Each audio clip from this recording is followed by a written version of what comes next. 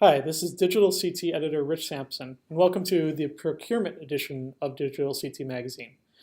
Thanks for taking a few minutes to listen to this video, and we'll kind of go over a few of the contents and stories that we have included in this edition. This issue is really built on a lot of feedback and input we had from our members and contacts across community and public transportation industry on one of the most pressing challenges for them, particularly in the administrative and bureaucratic realm, which is navigating the procurement process.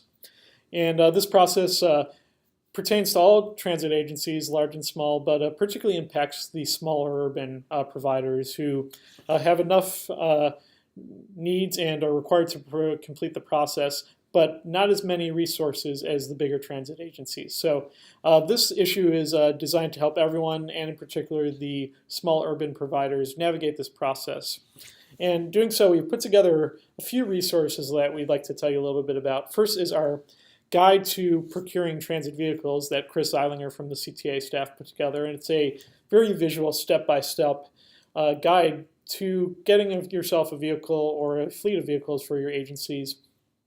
And what are the steps involved in doing so? What kind of documentation and approvals do you need?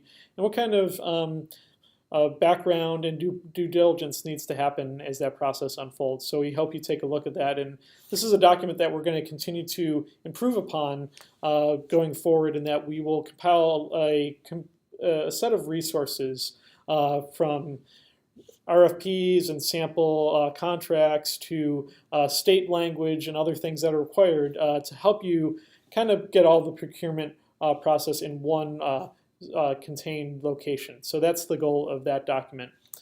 We've also asked a number of our members to provide their input and perspective on procurement.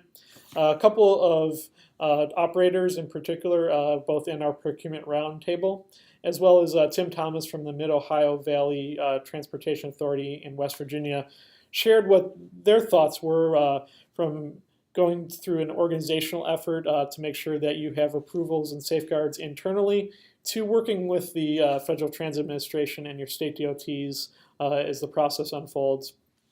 We also have former FTA Regional Administrator Dick Doyle sharing his thoughts from the federal side on what it was like going through those procurement documents and files and what they're looking for on that end of the equation.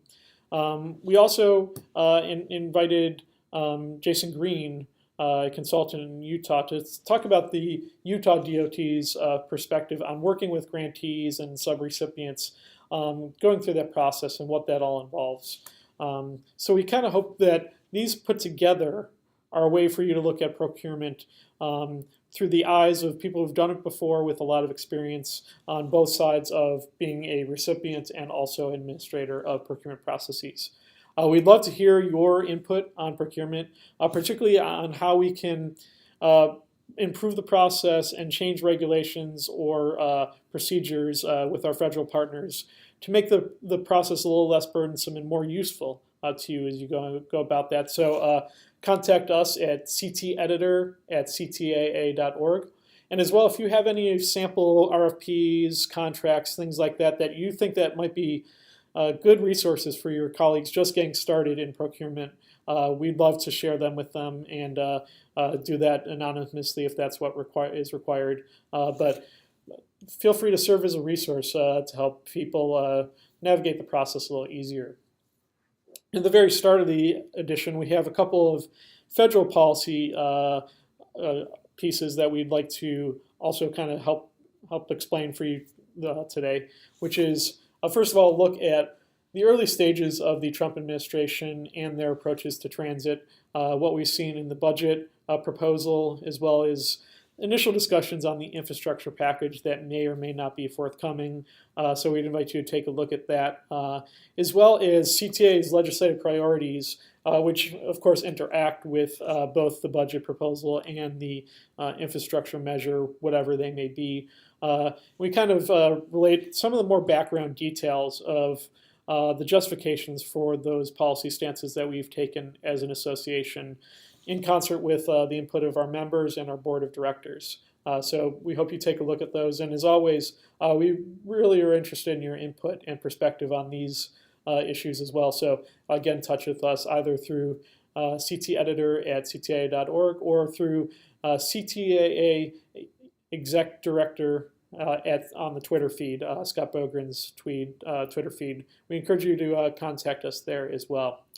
So stay tuned as the spring 2017 unfolds, as we get ready for Expo 2017 in Detroit. We'd encourage you to learn more about our Emerging Leaders Academy that will be hopefully starting this year at Expo.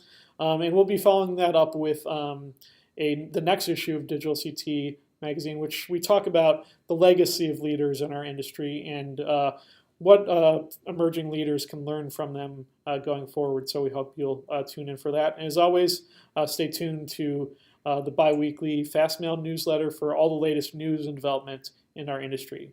So again, this is DigitalCT Editor Rich Sampson saying thank you for tuning into this edition of DigitalCT Magazine, and we will talk to you soon.